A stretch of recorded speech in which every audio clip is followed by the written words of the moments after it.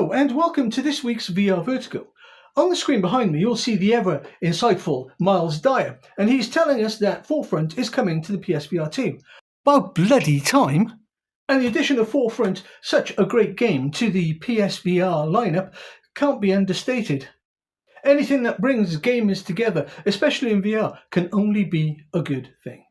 But I'm here to talk about the fact that the stories of VR are still up and down. They're left and right. They're everywhere but where they should be.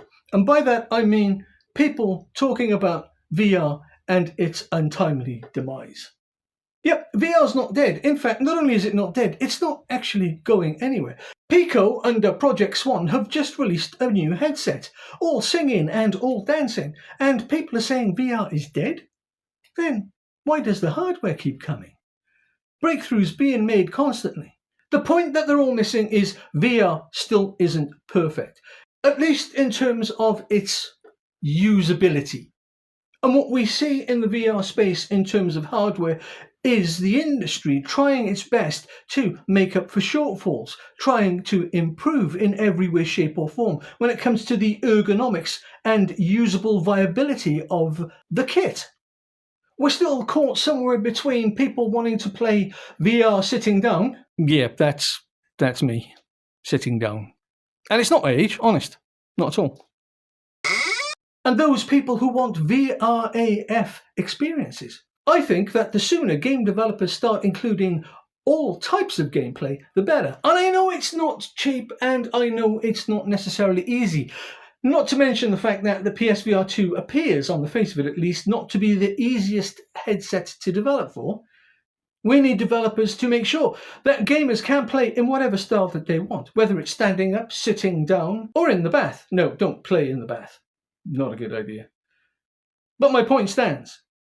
If you want to sit down and play on a controller, then great, have at it. Or you want to stand on a treadmill, climbing, aiming, and reloading with your hands, then have at it again.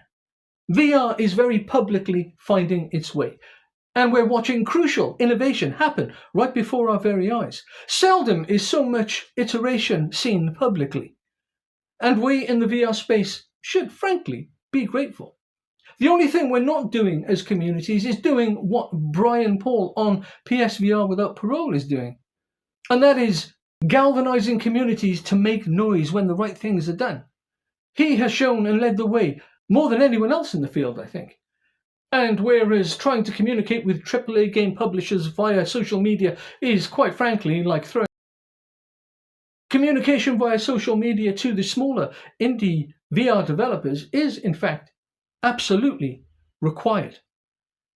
The truth of the matter is the power lays with us, especially where VR is concerned. Not so much, if at all, in AAA gaming, but where VR is concerned, the community has the power. And it's just a shame that flat screen gamers aren't quite understanding that message soon enough. And it can only get better, because the more the communities and the fans make their voices known, the more the developers will have no choice but to sit up and go, okay, fair enough, this is what they want. Let's start a dialogue. And where there is sincere and open communication, there can only be progress. And so to the PSVR2 community and VR communities at large, I say, well done, keep going. And to flat screen gamers, I say, come on over. The grass is definitely greener on the VR side. Do let me know what you think in the comments below. Do like, subscribe, and share. It really would help the channel. And until next time, bye-bye.